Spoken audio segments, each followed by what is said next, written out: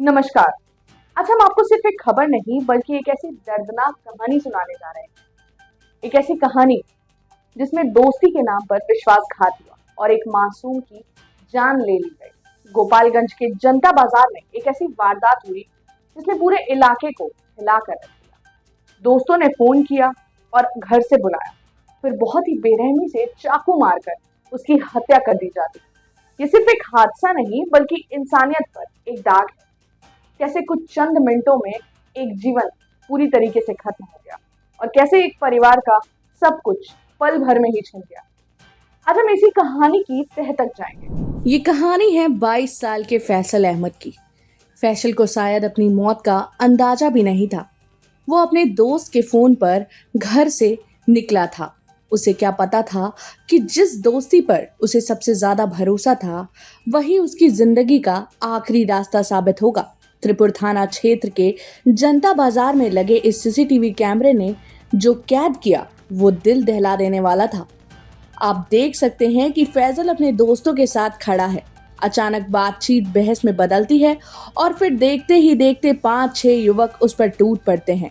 ये सिर्फ मारपीट नहीं, ये एक सोची समझी साजिश का हिस्सा लगती है। हमलावर फैजल को घेर लेते हैं और उसके शरीर पर एक एक करके चाकू से कई वार करते हैं। फैसल जमीन पर गिरता है और उसकी आंखों के सामने ही उसकी जिंदगी खत्म हो जाती है। ये एक ऐसी खामोश चीख है जो इन फुटेज में गूंज रही है। अपराधी वारदात को अंजाम देकर फौरन ही वहां से फरार हो जाते हैं, लेकिन पीछे छोड़ जाते हैं एक परिवार का कभी न भरने वाला जख्म। जब ये दर्दनाक खबर बाजार में फैली तो लोगों का गुस्सा 7वें आसमान पे पहुंच गया। इस लाइव मर्डर के बाद बथुआ बाजार में बहुत ही सन्नाटा छा गया, जो जल्द ही गुस्से में बदल गया था। सैकड़ों लोग सड़कों पर उतर आए थे। उन्होंने टायर जलाकर सड़क जाम कर दी।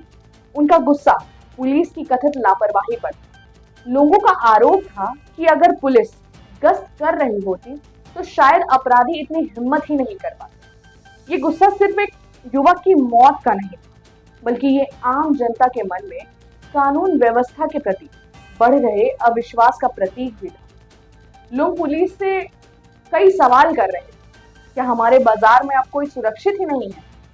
क्या अपराधी खुलेआम ऐसे ही घूमते रहे? लोगों का यह आक्रोश प्रशासन के लिए एक खुली चुनौती जैसा था। पुलिस इसे आपसी विवाद बता रही है, लेकिन फैजल के घर में मातम छाया हुआ है।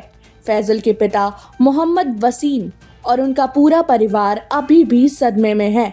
माँ का रो रो कर बुरा हाल है। वे बार बार बस यही पूछ रही हैं कि उनके बेटे से क्या गलती हुई थी। परिवार के लिए ये एक ऐसा सदमा है जिससे उभरना नामुमकिन है।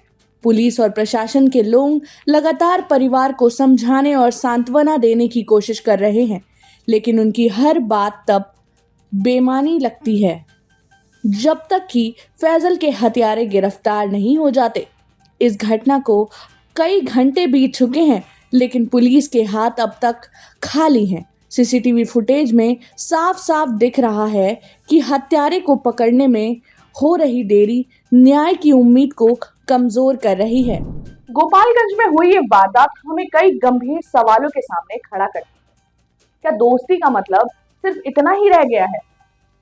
हमारे समाज में इंसान की जान क्या इतनी ज्यादा सस्ती हो गई? और सबसे बड़ा सवाल, क्या कानून व्यवस्था सिर्फ कागजों तक ही सीमित रह गया है? फैसले की कहानी एक आईना है जो हमें हमारे समाज की कड़वी सच्चाई दिखा रही है।